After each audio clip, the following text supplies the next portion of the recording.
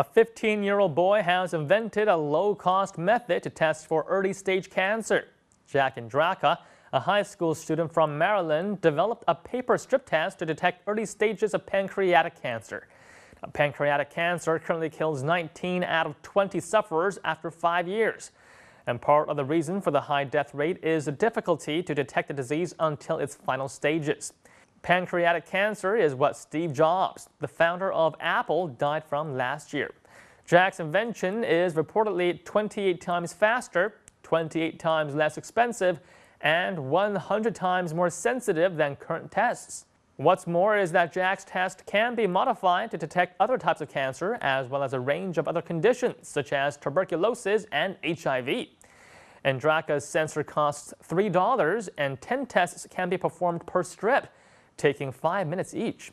This puts the per unit cost at 30 cents, and the young inventor hopes to patent his test and make it available on the mass market. Now, years from now, the young Andraka hopes to see his invention on the shelves of the local grocery or drugstore, a step that could change the balance of power in medicine as patients could self-diagnose instead of going to the hospital. And now let's hear what Chinese netizens have to say about the young inventor. What a smart foreign lad. He is a genius. Some people are just born with it. Geniuses are found everywhere in the world. I don't understand. What have the scientists and researchers in this field been doing? It's important to know that he did his research in the laboratory of Dr. Anirban Mitra. Dr. Mitra is the chair of the Pancreatic Cancer Action Network's Scientific Advisory Board. Do people actually think he invented this? I say there is an above 90% chance that his parents came up with this idea. Whether or not Andraka is truly a child prodigy is not a topic that the majority of Weibo users spent time debating. Instead, many net users chose to focus on the lack of Andrakas in China. Now, critics of China's test-based educational system have said that the system does little to cultivate independent minds. Instead, students are encouraged to memorize and to regurgitate from their official textbooks.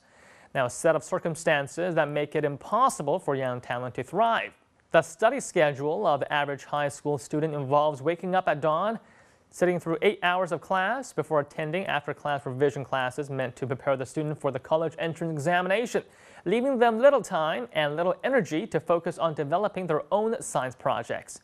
The college entrance examination, or Gaokao, is often seen to determine a child's future. Getting a high score for Gaokao not only requires students to study during their spare time, but also students generally have a better shot at it if they get into a good high school with superior teaching facilities and teachers. Now, the same logic extends to getting into a good middle school and, by extension, a good elementary school. Now, this has resulted in expecting parents agonizing over how to get their child into the best preschool.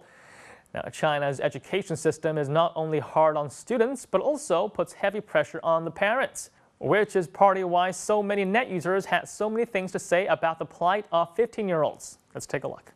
The primary occupation of Chinese children between the ages of 15 and 25 is to memorize Marxist-Leninist thought. Invention and innovation, let's leave that to the Americans. The Chinese education system is incapable of producing children like this. Without the right atmosphere and the right soil, China will not be able to produce this kind of young seedling. If this was in China, children spending time doing this type of research would be seen as not attending to their proper duties. Plus, there's just no environment or facilities for this kind of thing to happen in China. Foreign children are always able to invent useful things. The education system in China only allows our kids to be good mathematicians. Chinese children at this age are either spending all their energy on doing well on tests or have entered the workforce to help their family earn money. No one has the energy to even think about these types of things. When Steve Jobs passed away last year, one question that riddled the Chinese internet community was, where is China's Steve Jobs? Now, many articles on the topic criticize the Chinese school system for stifling creativity and failing to reward innovation. Now, however, Chinese net users are finding that they can apply many of the same answers to the question of where is China's Jack and Draka?